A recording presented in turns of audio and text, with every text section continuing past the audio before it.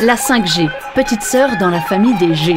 Après la 2G ou Edge qui permettait à Roger d'écrire des SMS d'amour à Erika, après la 3G et la 4G qui permettaient à Erika de tromper Roger sur Tinder, la 5G est attendue en 2020 en Suisse. Un nouveau réseau mobile censé permettre à des dizaines de milliards d'objets d'être interconnectés. Bienvenue dans l'Internet des objets. Les opérateurs téléphoniques la promettent ultra rapide, jusqu'à 100 fois plus rapide que la 4G.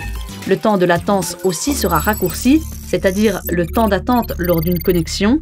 D'environ 50 millisecondes actuellement, il passerait à une pauvre milliseconde, de quoi rendre possible la traduction simultanée, la conduite en temps réel de voitures ou de robots de chirurgie. Erika profitera, elle, de débits jusqu'à 1 gigabit par seconde. Télécharger un film en HD sur son téléphone ne prendrait alors qu'une poignée de secondes. Rapide, puissant, réactif, etc. Donc magique? Non, physique. L'idée de la 5G, c'est d'utiliser des bandes de fréquences d'ondes électromagnétiques moins fréquentées que celles de la 4G. Par exemple, les supra-hautes fréquences. Plus les fréquences hertziennes sont hautes, plus le débit de données peut être important. En utilisant pour la 5G des fréquences entre 3 et 30 GHz, les ondes deviennent centimétriques, plus courtes et plus rapides que les ondes métriques utilisées pour la 4G. Elles permettent donc d'augmenter les gigabits.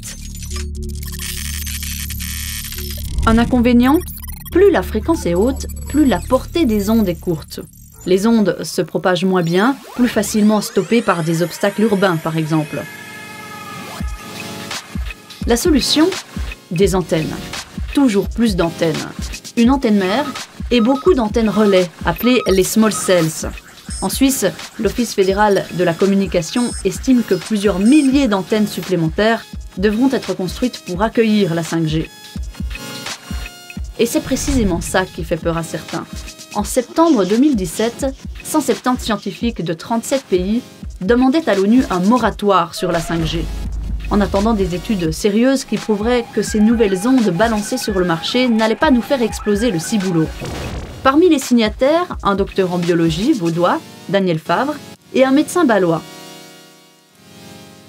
Ils y évoquaient des risques possibles de cancer, de stress cellulaire, de dommages génétiques, de troubles neurologiques ou d'impact sur le système reproducteur. Malgré ça, les installations d'antennes test se poursuivent en Suisse aussi. La 5G pourrait débarquer dans moins d'1 an. La vieille 2G, elle, sera démantelée en 2020. Le vieux téléphone portable à boutons de Roger ne sonnera plus, et pour Erika, qui veut tester la 5G, un nouvel appareil sera nécessaire. De quoi faire marcher Internet et le commerce à la vitesse de l'éclair. Et Roger, qui n'a rien demandé, espère que son cerveau fonctionnera aussi rapidement qu'avant.